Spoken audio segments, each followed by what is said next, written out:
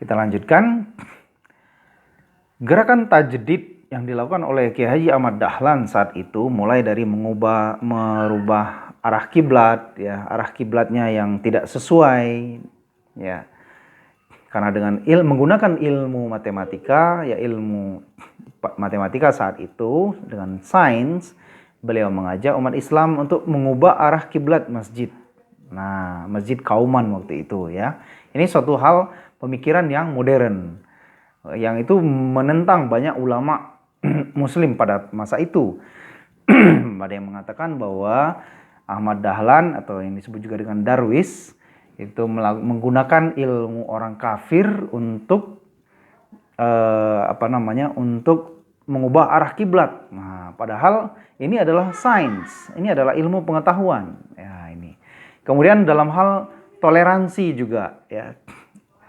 Dan beliau juga orang yang inklusif, sehingga ajaran dia mengajak rekan-rekan di Muhammadiyah untuk berpikir inklusif dan toleran terhadap pemeluk agama lainnya. Maka antara Muslim dengan Kristen waktu itu ibaratkan kita sama-sama memegang dua kitab suci, ya. Satu kitab Al-Quran, yang satu kitab Injil, dan kita sama-sama mempelajari.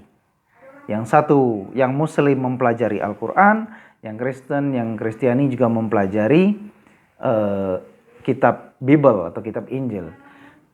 Dan mereka sama-sama mempelajari dengan tujuan satu, yaitu mencari kebenaran. Maka Islam juga ingin mencari kebenaran, yang non-Muslim juga ingin mencari kebenaran. Kita sama-sama ingin mencari kebenaran. Maka karena kita sama-sama ingin menuju kepada suatu kebenaran, meskipun dengan cara yang berbeda, tentunya kita harus saling menghargai kebenaran itu, yang apa yang mereka peroleh. Nah, ini. Namun yang paling penting dari situ, dalam awal merintis gerakan Muhammadiyah ini, beliau mengamalkan surat Al-Ma'un. Ya. Beliau mengamalkan surat Al-Ma'un dengan mendirikan panti asuhan, mendirikan sekolah-sekolah, yang mana sekolah ini secara gratis diperuntukkan bagi orang-orang yang miskin, ya, tanpa dipungut bayaran. Mereka tidak hanya belajar agama, mereka juga belajar tentang sains, ya, ilmu pengetahuan, bahasa Belanda waktu itu juga diajarkan, ya, di sekolah-sekolah Muhammadiyah. Nah, sementara hal ini pada masa itu, ya, tidak ada sekolah Islam yang memadai. Bangsa Indonesia saat itu dalam keadaan terjajah, miskin dan bodoh. Bahkan tidak ada lembaga pendidikan Islam yang mengajarkan ilmu sains. Lembaga pendidikan Islam saat itu hanya mengajarkan ilmu agama saja. Seperti pesantren salaf misalnya. Mereka duduk di surau, di langgar atau di masjid, duduk, belajar, ngaji sama kiai. Dah, seperti itu saja.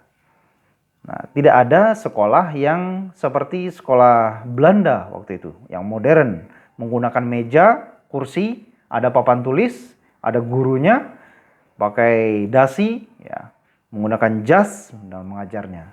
Dan Kiai Haji Ahmad Dahlan waktu itu mempelopori sekolah Islam tapi modern. Nah, inilah beliau mulai merintis gerakan Muhammadiyah yang terfokus pada dua hal, yaitu kesehatan dan pendidikan. Nah, kemudian kita lanjutkan yang ketiga, yaitu pemikiran tajdid daripada Kiai Haji Ahmad Dahlan. Yang pertama, bahwa Kiai Haji Ahmad Dahlan ini mewariskan metode dakwah sebagai pembaharu atau tajdidiyah, dan tetap berpegang teguh pada kitabullah dan sunnah Rasulullah, dan tidak terikat dengan aliran teologis manapun, mazhab fikih manapun, maupun thariqah sufiyah lainnya. Nah, jadi beliau melakukan tajdid, ya, pemikiran. Kemudian yang kedua adalah bahwa Muhammadiyah melakukan tajdid dengan melalui proses hermeneutis, kritis, komunikatif, dialogis antara Quran, sunnah, dan tafsirnya, serta realitas kekinian. Realitas yang ada saat ini di tengah masyarakat seperti apa, beliau melihat itu. Maka tajrid ini dilakukan berdasarkan bahwa Islam itu memang harus hadir di tengah masyarakat dan dapat menjawab tantangan sosial.